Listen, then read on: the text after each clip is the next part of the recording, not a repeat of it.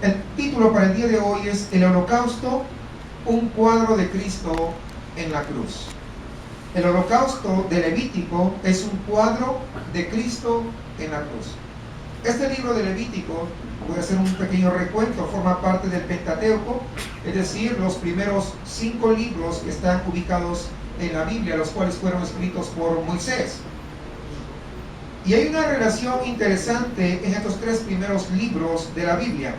En Génesis encontramos al hombre arruinado cuando pecó, cuando cayó en desobediencia, después que Dios le dijo que no lo hiciera, el hombre pecó. ¿Por qué? Porque el hombre a veces, y hasta ahora sucede, quiere hacer lo que su mente dice, o lo que la sociedad dicta, o lo que los amigos dicen que es bueno, en lugar de obedecer a Dios. En el libro de Éxodo lo encontramos redimido. Pero en el libro de Levítico encontramos al hombre, a ese pecador que fue redimido, ahora adorando a Dios. Es decir, hay una escala muy interesante que se produce en estos 3 libros. En Levítico vemos también cómo ellos permanecieron por un tiempo bastante regular en el monte o a las faldas del monte Sinaí. Y este libro inicia y termina en la misma ubicación geográfica. Es decir, no se movieron durante este tiempo que narra el libro de Levítico. Recordemos que el libro de Éxodo finaliza cuando se construye el tabernáculo de acuerdo a las instrucciones que Dios había dado para que ahí se iba a manifestar. Porque antes Dios se manifestaba únicamente con Moisés y él tenía que subir al monte, ¿recuerdan? Pero ahora Dios dice, ya me voy a vivir, y ese vivir es entre comillas, porque Dios, no hay nada que pueda soportar a Dios. Voy a vivir en medio de ustedes y lo voy a hacer en el tabernáculo. Y el tabernáculo estaba lógicamente dividido en tres partes. Estaban los atrios, el lugar santo y el lugar santísimo, donde se manifestaba la presencia de Dios. Y ahí es donde termina el libro de Éxodo, cuando la gloria del Señor llena completamente toda esa tienda.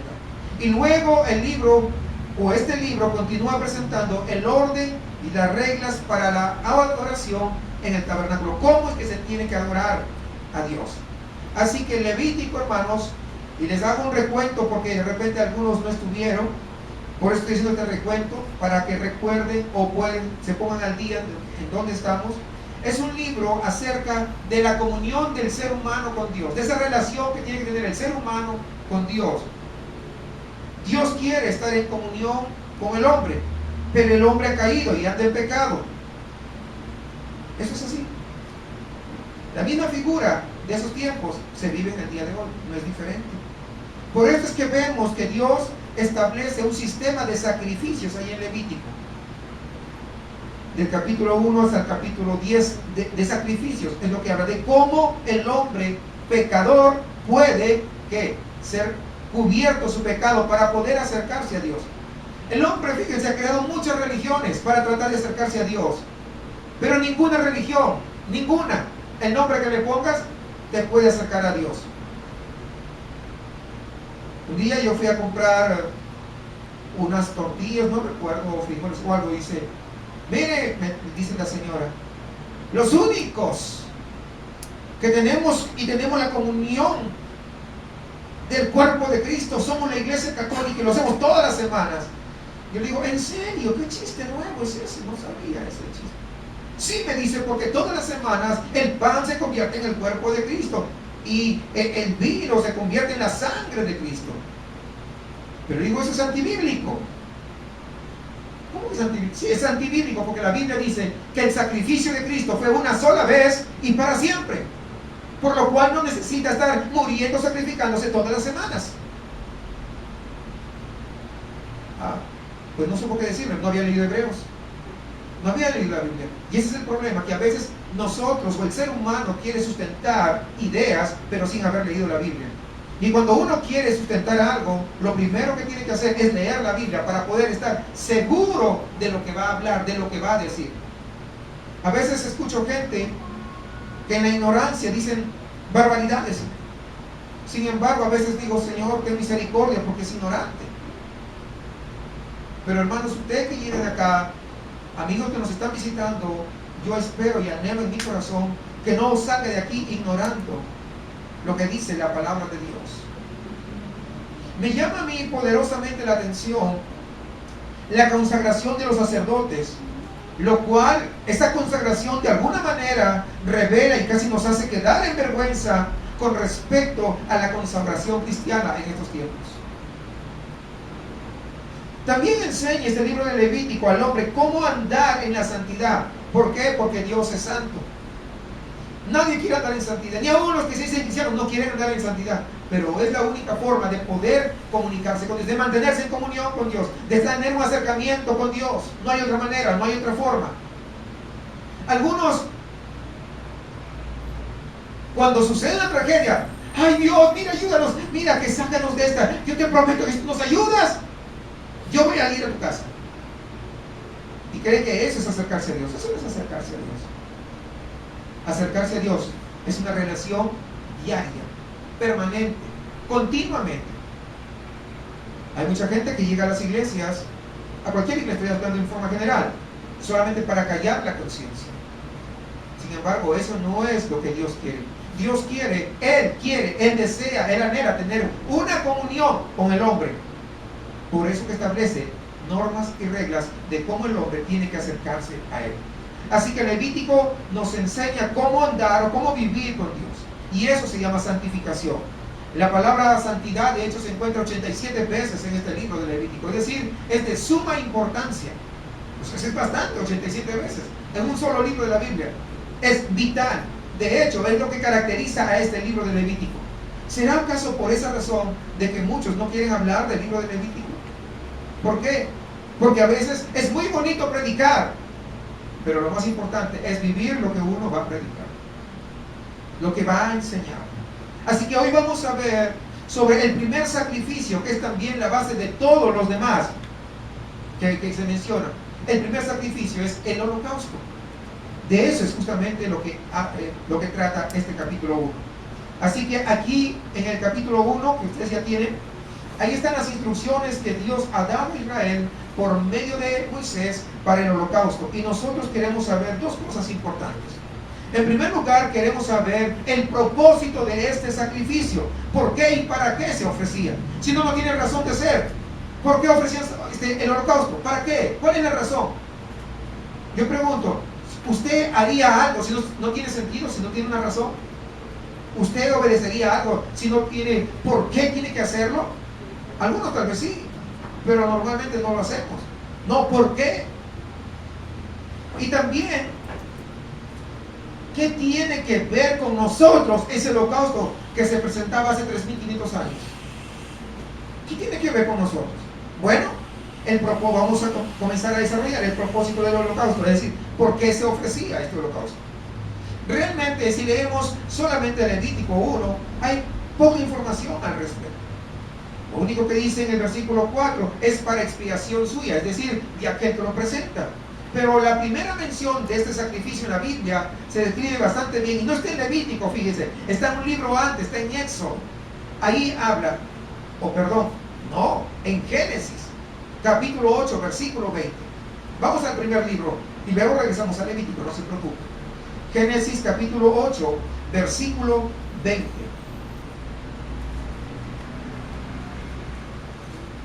Y edificó Noé un altar a Jehová, y tomó de todo animal limpio y de toda ave limpia, y ofreció holocausto en el altar. Y percibió Jehová olor grato, y dijo Jehová en su corazón: no volveré más a maldecir la tierra por causa del hombre, porque el intento del corazón del hombre es malo desde su juventud. Esta palabra juventud quiere decir desde la adolescencia realmente.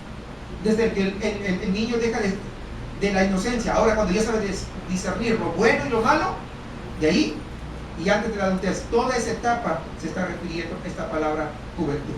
Es decir, que el niño que no sabe discernir lo bueno y lo malo no puede ser condenado por pecados, porque todavía no sabe discernir. Por eso dice desde su juventud. Hay algunos que dicen, no, ya desde que son pequeños nacieron en pecado. Pues no dice la Biblia, acá está diciendo desde su juventud.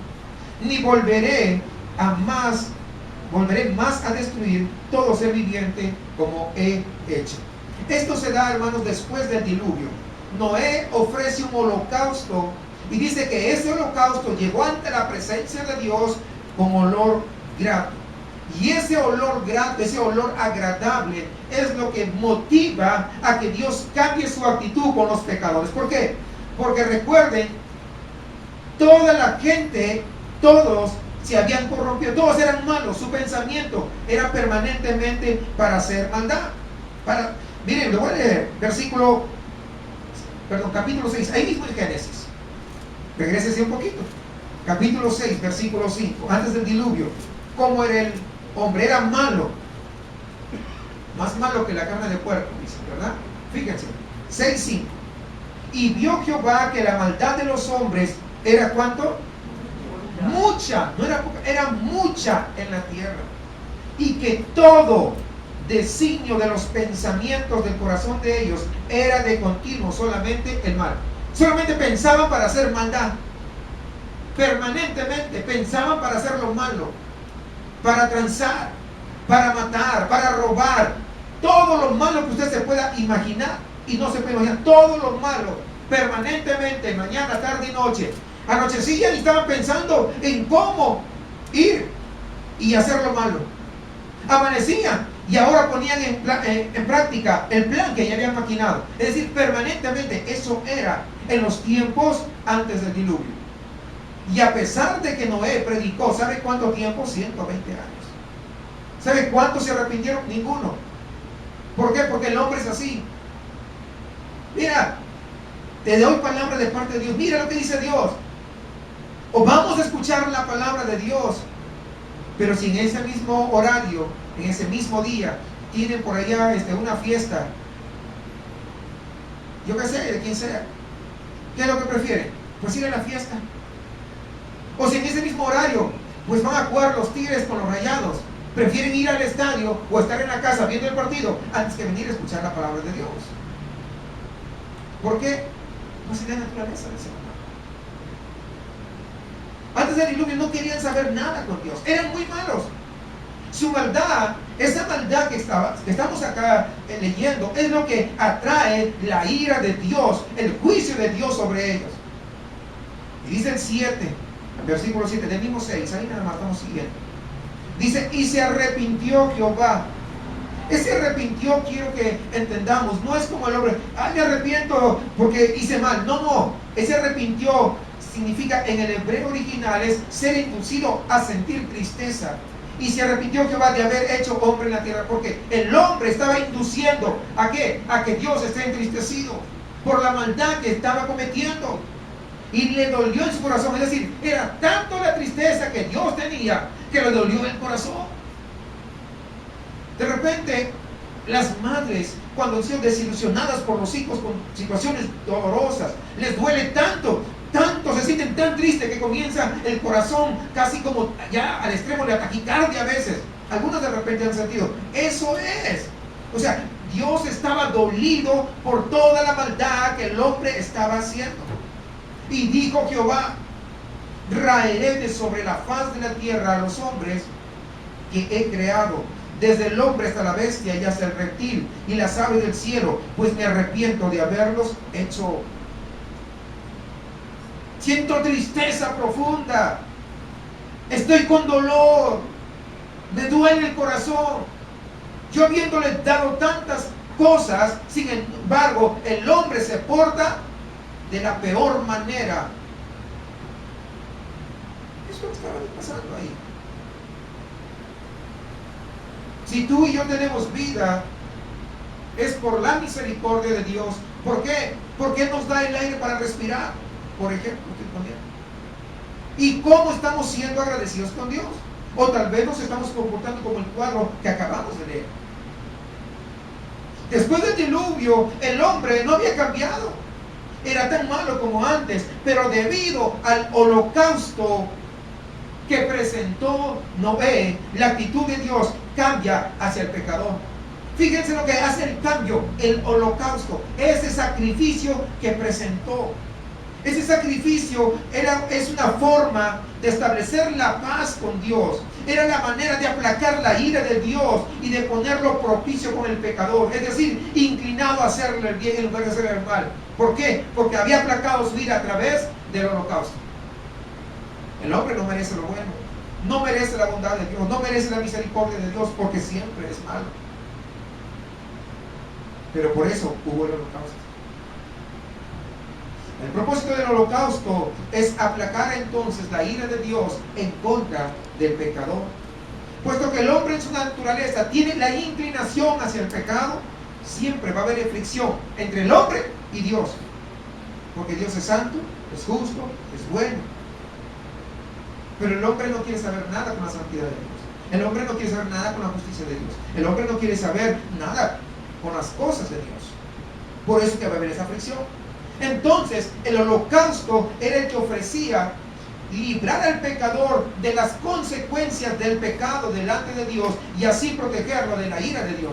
¿Se dan cuenta que hay un rol importante en el holocausto?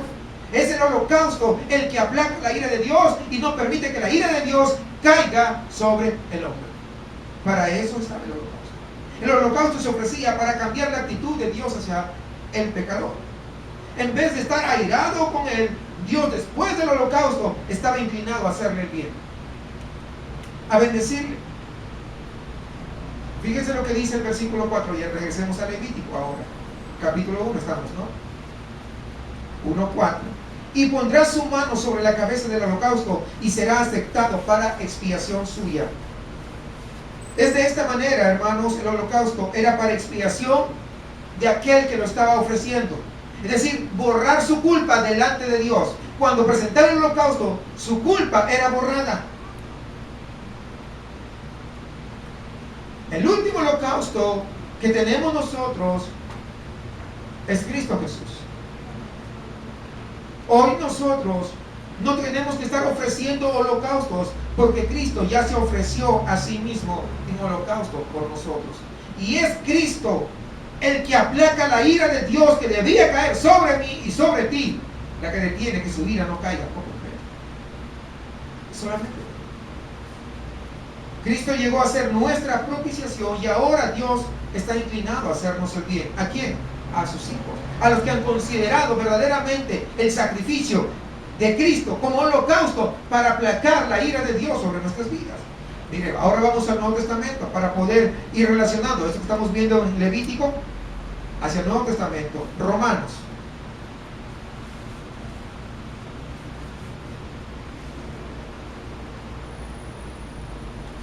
Capítulo 3, versículo 25.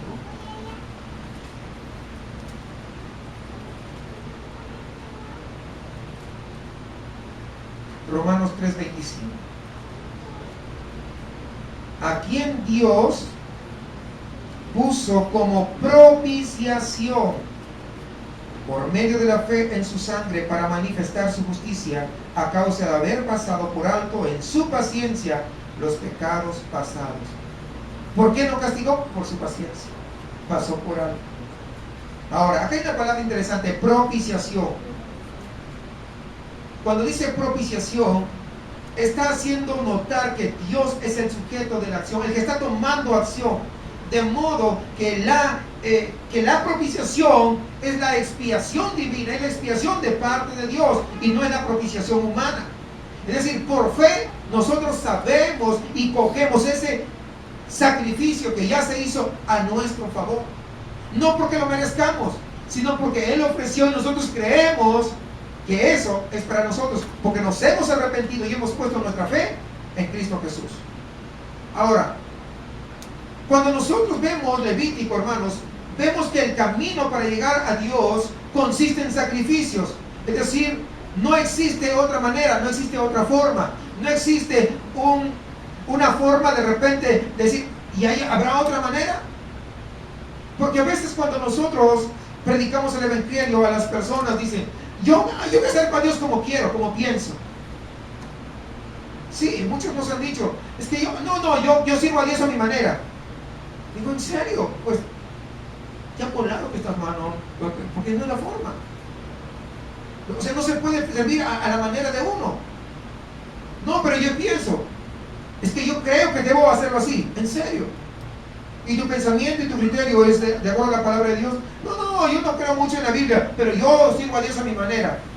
Pues qué equivocado. ¿Por qué? Pues imagínense, si para cosas tan simples, por ejemplo, como para manejar un coche, si no hubiera reglas, imagínense, si no hubieran los letreros de alto, o si estuvieran, pero dijeran, no, yo manejo como se me da la gana, al fin y al cabo yo soy yo. Y ¡pam! Se dan una tremenda choque con otro, porque el otro también dice igual. Imagínense que los dos piensan igual. No, ¿para qué voy a hacer el alto? ¿Ah? ¿Para qué hago el alto? Dice uno. Yo también, ¿para qué voy a hacer el alto? Una pérdida de tiempo. Es que yo manejo como yo quiero. Cruzan los dos el alto, ¿qué va a pasar? Se van a chocar, se van a accidentar, hasta morir se puede. ¿Por qué? Por no respetar ¿qué cosa? Reglas. Las reglas, y no ser como los muchachos, no los adolescentes, es que las reglas se han hecho para romperse. Te vas a romperle la cabeza si sigues así. Las reglas ponen orden. En el fútbol hay reglas. Imagínense, no, pues ¿sabe qué? A mí hoy me dio ganas de meter el gol con mi mano. Así que pásame el balón. Viene, le da el balón y lo agarra con la mano y mete. ¡Gol! ¿Cómo que gol? Al contrario, le van a poner tarjeta roja por hacer de payaso, por romper la regla. ¿O no es cierto? ¿Y si es de los Tigres? No, también, no creas. Cualquiera, sea de los Tigres o los Rayados, le van a poner tarjeta roja y lo van a expulsar de la cancha. ¿Por qué? Porque rompió las reglas. Cuando alguien patea a un jugador, ¿qué cosa? También hay una regla. Lo pueden poner tarjeta roja o amarilla según como haya sido. Y eso cuida ¿qué cosa? La integridad de la otra persona. Las reglas tienen un valor importante. Por lo tanto, uno no puede jugar o manejar o hacer tantas cosas como uno quiera. Uno tiene que hacerlo, ¿de acuerdo a qué? A las reglas de Dios. En este caso, cuando va a trabajar, mire, firme el contrato, le entráis a las 7 de la mañana y la salida es a las 3 de la tarde, tiene media hora de refrigerio a las 12:15. No, pues es que yo quiero mi refrigerio a la 1 de la tarde, a mí me gusta siempre en mi casa comer a la 1. A ver, rompa la regla a ver si lo van a aguantar. ¿Se dan cuenta? Todo es reglas. Entonces, ¿cómo para acercarse a Dios?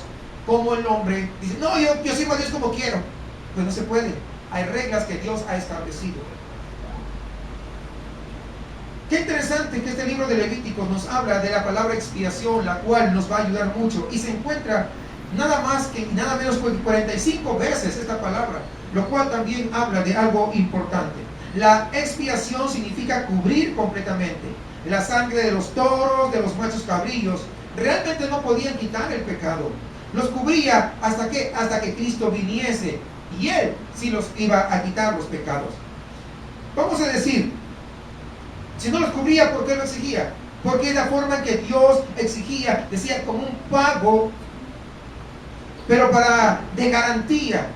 Es decir, yo te estoy perdonando por adelantado tus pecados. Tus pecados no han sido lavados, no han sido quitados, simplemente están cubiertos. Mas cuando Cristo venga, Él limpiará por completo los pecados y ahí sí serán pagados.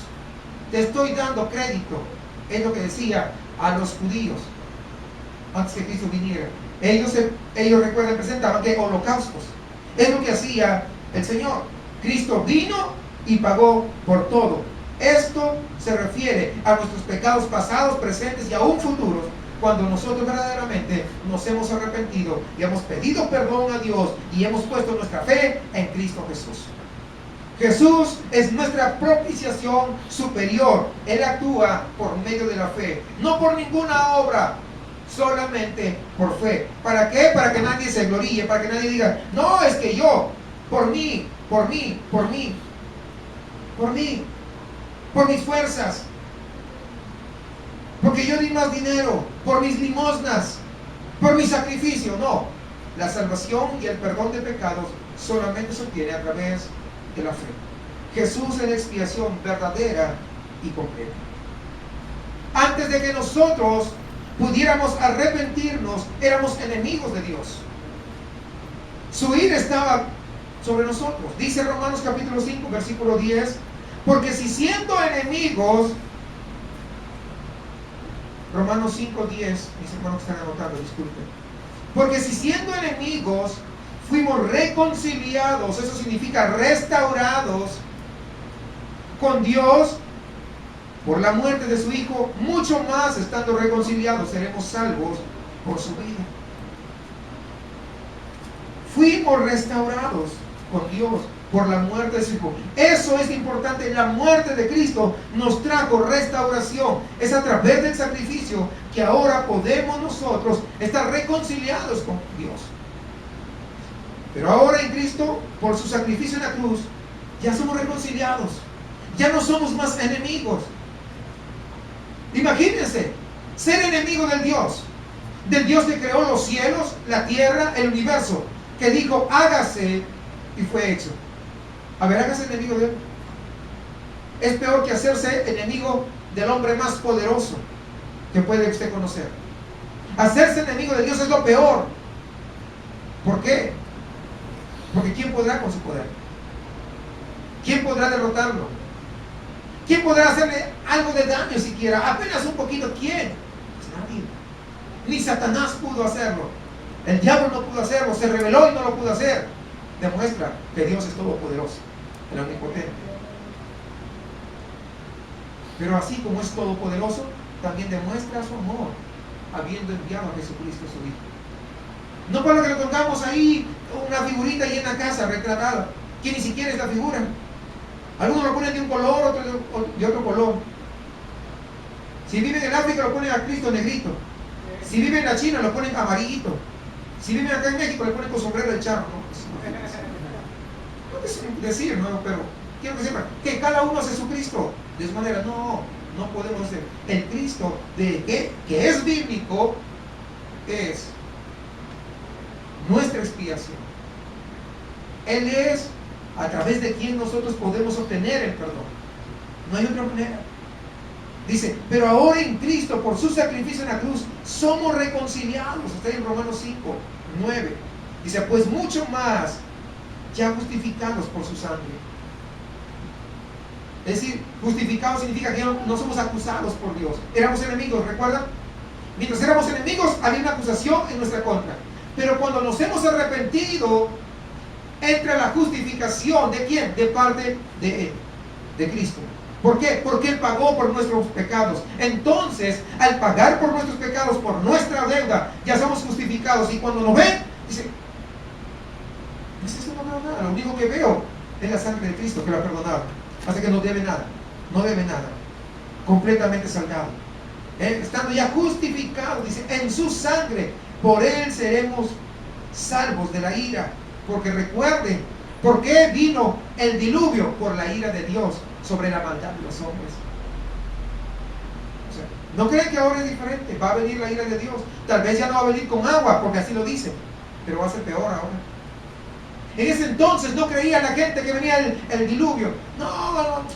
Ay, no, ¿a poco tú crees que va a venir lluvia? Si nunca ha llovido, ni sabemos cómo es. Y yo me imagino, porque en ese tiempo, ¿saben cómo regaban? Con el vapor que salía de la tierra hacia arriba. Esa era la manera de regar. Así crecían los sembríos, todo. Pero cuando Noé le dice, no, mire, va a comenzar a llover. Y yo me imagino que Noé decía, mira, Dios me reveló y dice, va a caer agua del cielo. Tú estás loco, Noé, ¿qué pasa contigo? No, tú estás zafadero. No, de verdad tú ya, con esto ya, ¿cómo es posible? ¿De dónde va a caer?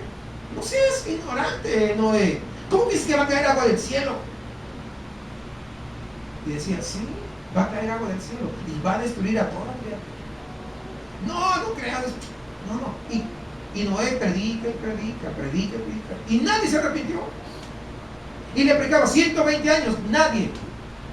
Y me imagino, como a estos tiempos, los jóvenes, muchachos, los que tienen una edad regular, dirán, no, pues ese cristiano es para los viejos. Y los viejos dicen, No, pues yo estoy demasiado viejo. Cuando fui joven era que me hablen. Ahora estoy viejo, no puedo ni moverme, estoy en mi casa descansando. ¿Y si le ponen tantos pretextos para poder buscar a Dios? Igual estaban ellos, yo me imagino. Ninguno se arrepintió porque creyeron que no venía el juicio. Igual hoy día cuando le hablan que va a venir un juicio, que la ira de Dios va a venir, ¿le aceptan? ¿Le creen? No, yo no creo que vengan esas cosas. ¿A poco sí? ¿A poco tú crees que a poco siendo un Dios tan bueno va a mandar al infierno a sus hijos? No, yo no creo que haya infierno. Pues déjame decirte que el infierno no existe y es real. Dios jamás ha cambiado su palabra, jamás ha cambiado su punto de vista. El hombre sí cambia. Y Dios no va a cambiar porque la gente crea o no crea. Es como aquella persona que está enferma, vamos a decir, de cáncer terminal.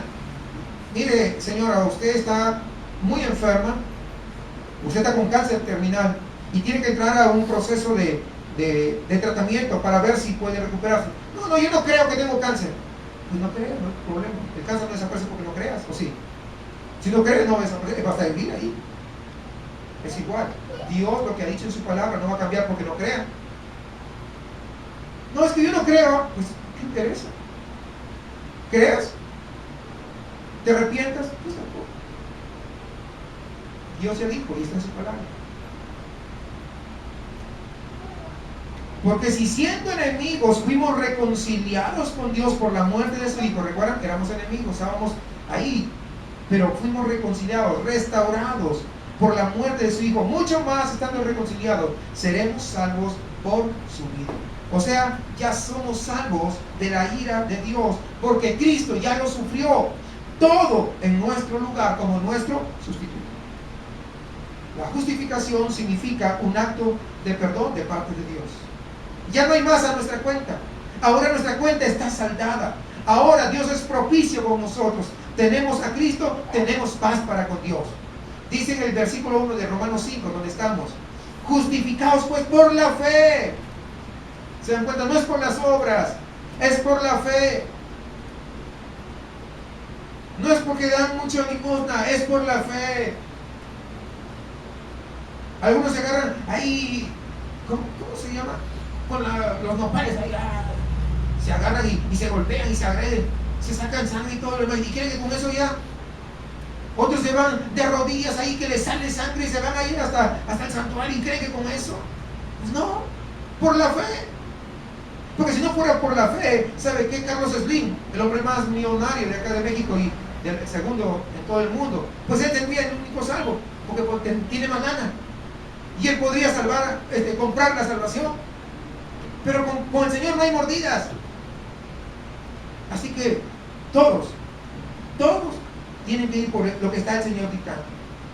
Tenemos justificados, dice, pues por la fe tenemos paz para con Dios por medio de nuestro Señor Jesucristo.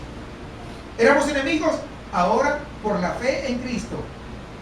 Recuerden que dije, arrepentirse y poner la fe en Cristo. Cuando ponen la fe en Cristo, pero la fe, ojo, no, yo creo en Cristo, no, o sea que tú conoces, no, o sea, yo creo, o sea, yo no digo que no creo, pues no, el creer habla de una obediencia. Creer es, yo creo, pero porque yo le creo, le obedezco. Eso es creer. Entonces dice, tenemos paz para con Dios por medio de nuestro Señor Jesucristo. Entonces, regresando ahora, estoy haciendo esta relación para saber cuál es nuestra parte, qué cosa ha hecho el Señor por nosotros y qué importancia tiene lo que dice Levítico con lo que nosotros, como lo que nos atañe a nosotros, a nuestra vida. Aquí en Levítico capítulo 1 vemos la ira de Dios sobre el pecado y el pecador. Debido a esto, en el holocausto podemos ver el cuadro de cómo será para el inconverso que va a sufrir la ira de Dios porque no tiene salvación. Pero también vemos el sacrificio sustituto del Hijo de Dios, el justo que murió por los injustos para llevarnos a Dios, para restaurar nuestra comunión, nuestra relación con Dios. ¿Por qué restaurar? Porque así empezó las cosas.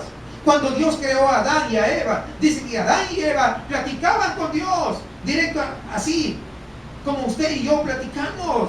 Podemos platicar, igualito platicaban Adán y Eva con Dios, hasta que pecaron. Allí donde se rompe esa comunión con Entonces, a menos que esa comunión sea restaurada, no podrá haber esa plática en paz. A menos que no sea restaurada. Y esto nos lleva al siguiente punto de estudio. ¿Cuál es? Un análisis del contenido de Levítico 1. ¿Qué tiene que ver con nosotros entonces el día de hoy? Bueno, el holocausto es la ofrenda más antigua conocida por el ser humano. Fue la ofrenda de Abel, fue la ofrenda de Noé y fue la ofrenda de Abraham. Es la más antigua. Todas las ofrendas se realizaron en el altar de bronce, pero como el holocausto tenía lugar también ahí, el altar de bronce en algunas oportunidades fue llamado como el altar del holocausto, por el sacrificio que se estaba presentando justamente. También se llamaba de esa manera. Y esta ofrenda es la primera de las 5 ofrendas que se registran. Por lo tanto, tiene prominencia, tiene prioridad. Es la de mayor importancia, si se quiere. Es más, esta ofrenda del holocausto es una figura de Cristo. Ahora, yo quiero que notemos algo. Si estamos en Levítico, vamos a Levítico. Aquí hay algo importante que yo quiero que usted llegue a entender.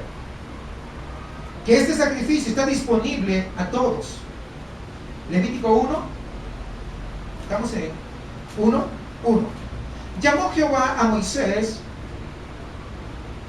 y habló con él desde el tabernáculo de reunión diciendo: habla a los hijos de Israel y diles: cuando alguno de entre vosotros ofrece ofrenda a Jehová, de ganado u ovejuno haréis vuestra ofrenda.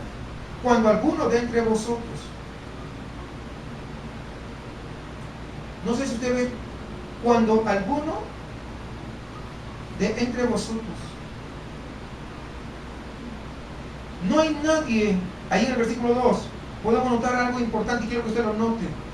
No hay nadie excluido. Cuando Dios dice alguno, ¿qué quiere decir? Cualquiera. ¿Sí entiende eso? ¿Entienden o no entienden? Cualquiera puede ofrecer el holocausto y estar en paz con Dios. Cualquiera, no es excluyente. No dice los que fueron predestinados ofrezcan su ofrenda. Dice cualquiera.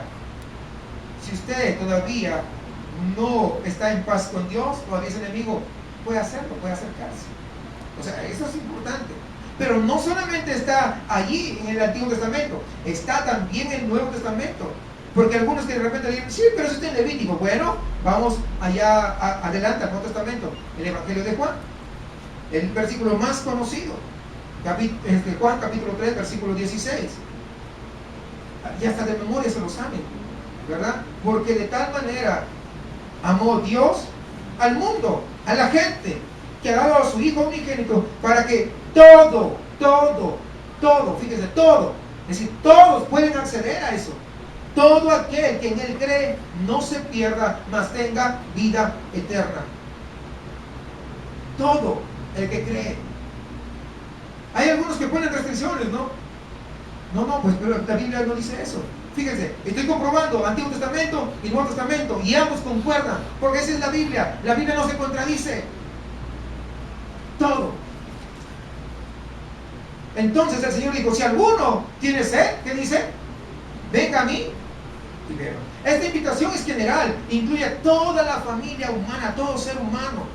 Nadie está excluido, excepto aquellos que se excluyen a sí mismos, aquellos que no quieren. El Señor Jesús presentó la siguiente condición: si alguno tiene sed, si alguno. Si alguien de ustedes de repente dice: pues yo no tengo sed, pues no vengas. ¿Te está excluyendo el Señor? No, tú te estás excluyendo. Pero Él te está haciendo una invitación. Lógicamente, metafóricamente, como está hablando. Si alguno tiene sed. Pues entonces esta invitación es general. Pero si tú entiendes que tienes sed de Dios, que necesitas ser amigo de Dios, Él te pide ¿qué cosa? Que vengas a Él, porque Él te puede satisfacer. El profeta Isaías en el capítulo 55 dice: todos los sedientos venid a las aguas. Cualquier persona puede venir a Cristo. Si decide venir, tiene que haber una necesidad y un deseo de Dios, deseo de Cristo. Cuando alguno de vosotros ofrece a Jehová, así como el versículo 2 de Levítico, dice: cuando alguno de vosotros ofrece a Jehová, ahí hay dos palabras, ofrece y ofrenda. Déjeme decirle que ese ofrece y ofrenda vienen de una raíz hebrea que significa aproximarse, acercarse. Ahora, de modo que si dice acercarse o aproximarse, aquí Levítico está lanzando un desafío realmente. Está diciendo cómo el creyente puede vivir en proximidad a Dios. ¿Cómo puede acercarse a Dios? ¿Cómo puedes orar ante Dios para que Él te escuche? ¿Cómo puedes tú cantarle a Dios? Aproximarte para cantarle, para alabarle a Dios. ¿Cómo tú puedes acercar para poder meditar con Él? ¿Cómo?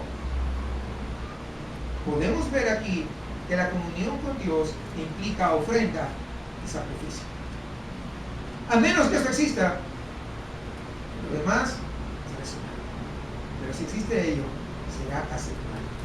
El libro de Levítico, de hecho, da por sentado que cuando un hombre se allega al Señor, nunca debe hacerlo con las manos vacías. Jamás. Hay algo acerca de la relación que hace que sea correcto y propio que un hombre traiga su ofrenda.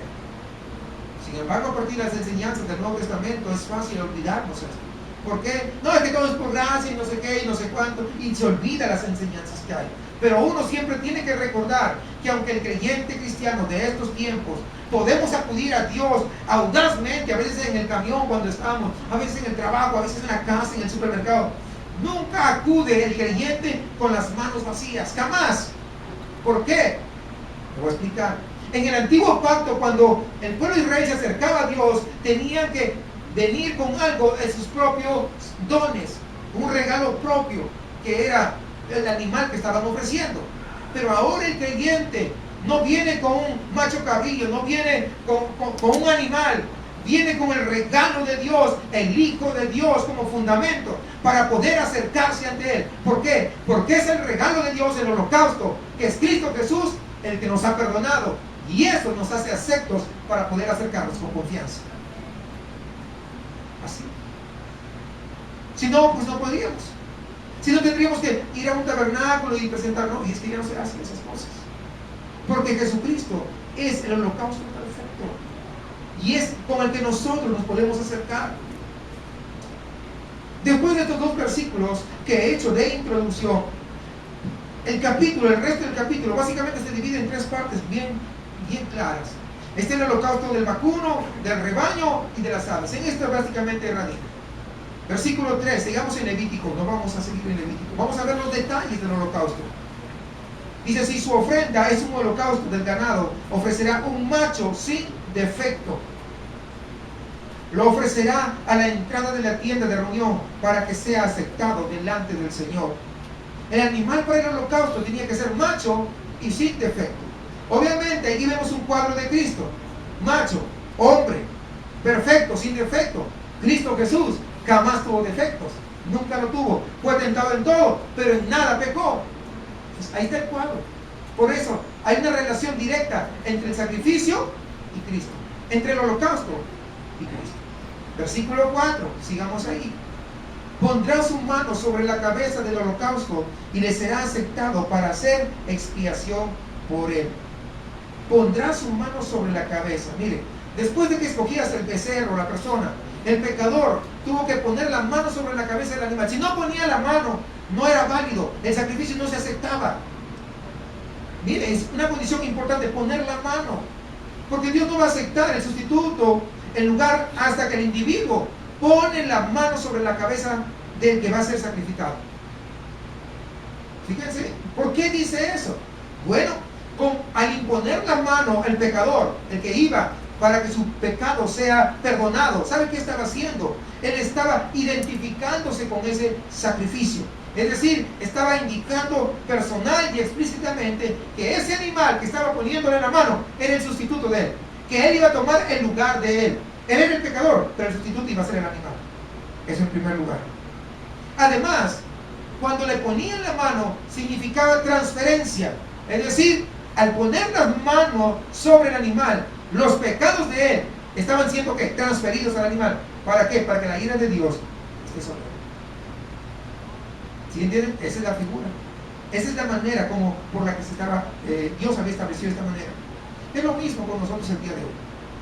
Cristo llevó nuestros pecados. Dice que el Padre cargó en Él el pecado de todos nosotros. De todos. Pero Dios no aplica, fíjense, el sacrificio de Cristo a la cuenta de un pecador hasta que el pecador se identifica con dicho sacrificio. Miren, no, el sacrificio no era válido si no ponía la mano, esa identificación. Por eso que, aunque el sacrificio de Cristo puede perdonar a todos los pecadores, a todo el mundo, ¿por qué no perdona? Porque ellos no se identifican con el sacrificio de Cristo. Es decir, no se arrepienten. ¿Entienden ese sentido? Pero si todos decidieran arrepentirse, por ejemplo, mañana todo el mundo decidiera arrepentirse, la sangre de Cristo es suficiente para poder servir como pago por los pecados de todo el mundo. Pero es una utopía, lógicamente. Solamente estoy haciendo que ustedes vean. Ahora, el pecador en estos tiempos, ¿qué tiene que hacer? Tiene que reconocer su necesidad de un sustituto. Reconocer que es pecador, reconocer que él no puede salvarse. Si no reconoce que necesita un sustituto, pues no va a ser perdonado. No, yo con mis buenas obras voy a hacer esto. Yo soy buen vecino, yo no he hecho mal a nadie. Pues te amorás, no puedes. Porque algo has pecado, algo has hecho. Por ejemplo, levante la mano aquel que nunca ha mentido. No, pues ya está morando. La Biblia dice que los mentirosos van a ir al lago del fuego. ¿Se dan cuenta? O sea, con eso ya estamos descalificados todos. Estoy incluyendo todos. ¿Entienden ustedes eso? Es decir, tenemos que reconocer nuestra necesidad de un sustituto. ¿Cuál sustituto? Cristo Jesús. Si no hay ese reconocimiento, no sirve. El pecador tiene que querer el perdón y la reconciliación con Dios. Es decir, tiene que arrepentirse de todo lo que ha hecho. Tiene que creer en el sacrificio, que es su sustituto personal. Por lo tanto, tiene que tener fe para poder creer que el sacrificio de Cristo también le atañe a Él y le puede limpiar de todos sus pecados. Si uno no se identifica personalmente, escúcheme bien, con Cristo, con la obra del Señor allí en la cruz, pues no va a ser posible la expiación a nuestro favor. Tenemos que creer que el sacrificio de Cristo es suficiente para poder perdonarnos de nuestros pecados, de nuestra maldad. Tenemos que aceptar a Jesucristo como el Salvador de nuestras vidas, como el Redentor de nosotros, como el Señor, el que manda en nuestros corazones, en nuestra vida. Poner nuestra fe en Él, arrepentirnos de todos nuestros pecados. Pero como con la imposición de manos el pecador tiene ya un sustituto inocente para ofrecer a Dios en su lugar en holocausto, igual nosotros. Sigamos ahí avanzando, vamos a avanzar. Versículo 5 dice: entonces degollará el novillo delante del Señor, y los sacerdotes, hijos de Aarón, ofrecerán la sangre y la rociarán por todos los lados sobre el altar que está a la entrada de la tienda de reunión. Es decir, el pecador mismo mata su sacrificio. ¿Sí se dan cuenta cómo pasa? El pecador está matando ahí a ese sacrificio. Luego, más adelante vamos a hablar de la labor, el rol de los sacerdotes. Todavía estamos viendo lo que el pecador hace. Y según lo que acabamos de leer, él es el que mata a ese animal que está siendo sacrificado. Y es lo mismo que cada uno de nosotros hemos hecho. Lo tenemos que entender. Hemos matado a Jesucristo. ¿Cómo? Vamos por partes. Sabemos que la crucifixión fue un plan del Padre y que el Padre derramó su ira sobre Jesús. En ese sentido, Dios el Padre lo hizo, en ese sentido. Pero la ira que Cristo sufrió fue ¿qué? Por nuestra culpa, fue por nuestros pecados, fue por nuestra maldad. La muerte era nuestra muerte. El dolor y el sufrimiento era nuestro dolor y nuestro sufrimiento. Las espinas deberían ser para nosotros. Nosotros causamos la muerte del sustituto inocente. Nosotros lo matamos por nuestros pecados. Es la misma figura, hermanos, que se presentaba en el Antiguo Testamento. También lo tenemos que aplicarnos. Luego dice, los sacerdotes ofrecen la sangre tirándola sobre el altar. Dice, después, versículo 6, desollará el holocausto y lo dividirá en sus piezas. ¿Cómo? Los sacerdotes, luego de desollar el animal, lo dividen en sus piezas. Desollar, ¿saben qué es? Es quitarle la piel.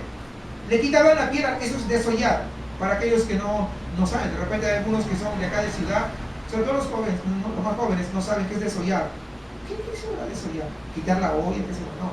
Es quitarle la piel al animal, eso es desollar, ¿no? Después de que le quitan todo lo que le cubre, para que el sacrificio esté desnudo y descubierto delante del Señor, ahí. Miren, todo tiene un porqué. Así estará el pecador delante de Dios en el día del justo juicio. Y así estaba Cristo ahí en la cruz, destituido de todo y expuesto totalmente a la ira de Dios. Dice Hebreos capítulo 4, versículo 13, se lo leo rapidito. Y no hay cosa creada que no sea manifiesta en su presencia. Antes bien, todas las cosas están desnudas y abiertas a los ojos de aquel a quien tenemos que dar cuentas. Todos, o sea, voy a hacer algo escondidas, nadie me va a ver, pues Él te está viendo. No me está viendo mi papá, pues Él te está viendo. No me va a ver mi esposa, pues Él te está viendo. No me va a ver el esposo, pues Él te está viendo. ¿De quién te quieres esconder? Te podrás esconder de todo el mundo, menos de Él. Ahora, después de desollar el becerro, dice, los sacerdotes, ¿qué hacen? Lo dividen en sus piezas. Es decir, parten al animal de una manera sistemática, por todas las coyunturas, van cortando las coyunturas. En esto tenemos que ver algo, que el pecador sin Cristo va a sufrir la ira de Dios por cada uno de sus pecados. En el juicio Dios lo va a partir al pecador de manera sistemática, pieza por pieza, pecado por palabra, palabra así, pensamiento por pensamiento. Y luego le va a exigir el justo juicio por cada cosa, por cada una por una, por cada pecado. ¿Dónde cree que va a llegar? Todo tiene un significado. Así que el que sufre la ira de Dios primero va a ser dividido en sus piezas por todos sus pecados que ha hecho. A menos que se haya arrepentido, haya puesto su fe en Jesucristo.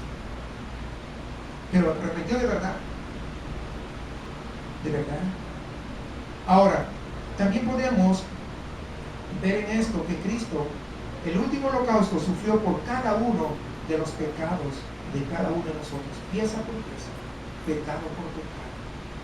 Y además, puesto que el holocausto se dividió en sus piezas, por sus coyunturas, ningún hueso fue quebrantado. Exactamente como dice la profecía respecto a Cristo. ¿Recuerdan ustedes? Ningún hueso fue quebrantado. Por no tener ningún hueso quebrantado, Él pudo morir como el Cordero Pascual perfecto, como lo narra en Éxodo capítulo 12, versículo 46. No lo voy a leer porque nos demoraríamos un poco más, pero ya les di la cita para los que están anotando. Ya con el sacrificio muerto, expuesto, sin piel, dividido en piezas, dice que se prepara el fuego. Este es un cuadro lógico del fuego eterno que Dios ha preparado para los pecadores inconversos, porque ahí es donde van a terminar. Sigamos en Levítico, versículo 8, dice: luego los sacerdotes, hijos de Aarón, arreglarán las piezas, las cabezas y el cebo sobre la leña que está en el fuego sobre el altar, pero las entrañas y las patas las lavará con agua, y el sacerdote lo quemará todo sobre el altar, como holocausto es ofrenda encendida de aroma agradable para el Señor. Al final lo hacen arder todo sobre el fuego del altar, salvo por la piel. La piel está separada, recuerda, porque lo desollaron. La piel está separada. Así que le quitaron la piel. Dios permite que el sacerdote, dice, llevara la piel para su propio uso después. ¿Quién era el que usaba la piel? El sumo sacerdote. Es el que usaba la piel. Ahora, y eso está en Levítico 7:8, donde narra, dice: y el sacerdote que ofreciere el holocausto de alguno, la piel del holocausto que ofreciere será para él. ¿Ve? Ahí está la cita, porque algunos de repente están anotando y siempre quieren la cita. Ahí está la cita. Entonces, la piel no se quemó. ¿Están viendo? La piel del becerro no se quemó. Se quedó sin vida, pero se quedó, no se quemó. Después del holocausto de Cristo, allí en la cruz, pusieron su piel, es decir, su cuerpo sin vida, lo pusieron ¿dónde? En el sepulcro. Prestadito, desde luego, pero ahí estaba. ¿Por qué? Porque el mismo gran sumo sacerdote usaría aquella piel dentro de unos días. Volvería a usarlo, porque era para propio uso del sumo sacerdote. ¿Recuerdan? Ahí está, estamos hablando de la relación. Así que con esto de poner la piel aparte, Dios nos da un cuadro del cuerpo de Cristo puesto aparte, sin vida, un cuerpo que Él usaría de nuevo. ¿Por qué? Porque Él resucitó al tercer día. Eso es. O sea, todo lo que se dice en el Antiguo Testamento tiene mucho que ver con el sacrificio de Cristo. Después de todo, Dios dice, esta ofrenda es de olor grato para Jehová. Es decir, aroma de un sacrificio que le da placer o le da satisfacción a Dios. Dios se satisface cuando hay, ¿qué cosa? Cuando el hombre se acerca con un sacrificio de acuerdo a como Dios lo ha mandado. Hoy ya no se tiene que presentar animales, pero para acercarse a Dios es necesario acercarse a través del holocausto, que es Cristo Jesús, el último holocausto, a través de Él. ¿Para qué? Para que pueda tener olor grato ante Dios. Y ahí tendría que salir una pregunta de manera natural. ¿Dios se satisface de tu ofrenda o de cómo te estás acercando a Él? ¿Tú qué opinas? Recordemos, la ofrenda debía ser cortada en piezas para quedar expuesta y poder ser consumida mejor por el fuego. Así también la vida de nuestro Señor Jesús ha estado expuesta a la observación de todos los seres humanos por más de 2000 años. Jamás una vida de un ser humano ha sido examinada más que la vida de nuestro Señor Jesucristo. Muchos están en desacuerdo sobre Jesús, más de cualquier otro personaje. No hay nadie que ha creado más controversia, no por sí mismo, sino porque el hombre creó la controversia. Esto fue así. Cuando Él vivió, igual era. Y ahora sigue igual. No todo el mundo quiere aceptar a Jesús. No todo el mundo quiere reconocerlo como Dios. Si fue así, pues sigue siendo igual. No ha cambiado mucho. Y aún podemos decir, repetir la pregunta que Jesús hizo a sus discípulos cuando estaban de camino al monte de la transfiguración. ¿Quién dicen los hombres que soy? Para ti, ¿quién crees que es Jesús? Algunos dirán, pues, fue un hombre bueno. No, fue un profeta. Jesús, sí, pues no, sí, fue Jesús. Fue carpintero. Tantas opiniones tiene. Y hay toda clase de opiniones. Algunas verdaderamente son una blasfemia por todo lo que dicen. Sin embargo, aún es cierto que, como dice ahí la carta a los Hebreos, Él es santo, inocente, inmaculado y separado de los pecadores. Ahora, regresando a esta parte, dice olor fragante. El sacrificio de cruz también fue con olor fragante. Dice Efesios capítulo 5, versículo 2. Y andad en amor como también Cristo nos amó y se entregó a sí mismo por nosotros, ofrenda y sacrificio a Dios en olor fragante. No solamente ofrenda, sacrificio también. La verdad de que también Cristo nos amó constituye el punto inicial del Evangelio. Y es por ese amor que tiene por el ser humano que Él se entregó, que Él entregó su vida a nuestro favor. ¿Para qué? Para que el hombre fuera salvo. Y esa ofrenda que Él presentó en la cruz tuvo olor fragante. Cuando tú te presentas ante el Señor, ¿te presentas con tus propias fuerzas o te presentas a través del sacrificio de Cristo? Te pide cuenta. Ahora, cuando vemos los sacrificios que se presentaban, vemos algo importante. Las ofrendas había de becerros, era más costoso, ovejas, y luego había las aves. ¿Por qué había becerros, había ovejas y había aves? ¿Por qué? Lo que está indicando acá es que no hay exclusividad. Pobres y ricos, todos necesitan de la salvación. Todos necesitan presentarse ante el Señor. Finalmente lo que dice la Biblia en Apocalipsis: grandes y pequeños estarán un día ante el trono celestial. Pobres y ricos, todos somos salvos de la misma manera por Cristo Jesús, nuestro holocausto. Y todo esto que acabamos de ver se resume muy bien en Romanos 6:23, porque la paga del pecado es muerte, mas el regalo de Dios a través de su sacrificio es vida eterna en Cristo Jesús, Señor. La paga del pecado es muerte, muerte física, muerte espiritual y también eterna del lago de fuego. Eso es la muerte. Pero Cristo ya pagó esa cuenta. Y ahora la dádiva que Dios ofrece a cada pecador es la vida eterna en Cristo, siempre y cuando se arrepiente. Recuerden que tenía que ser algo personal, que cada uno tiene que acercarse.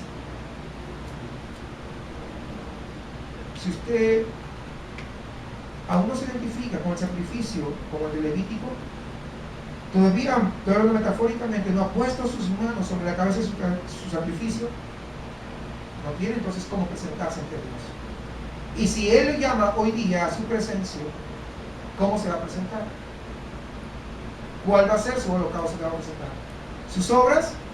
¿Su bondad? ¿Su sapiencia? ¿Su intelecto? ¿Su capacidad? ¿La pena que tiene porque, ay, me van a decir mis amigotes que no sé qué y que no sé cuánto y me van a echar carro? ¿Con eso te vas a presentar ante el Señor? Jesús fue avergonzado, como usted no se puede imaginar. Lo escupieron, lo ultrajaron, le rompieron los vestidos, fue expuesto ante todos, pero aún así Él no se avergonzó de llevar tu pecado y mi pecado. ¿Cómo te piensas presentar ante Dios? O sea, hay una figura bastante clara.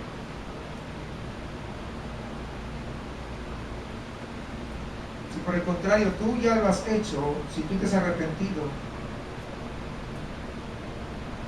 entonces es bueno que puedas acercarte al Señor con acción de gracias por lo que Él ha hecho.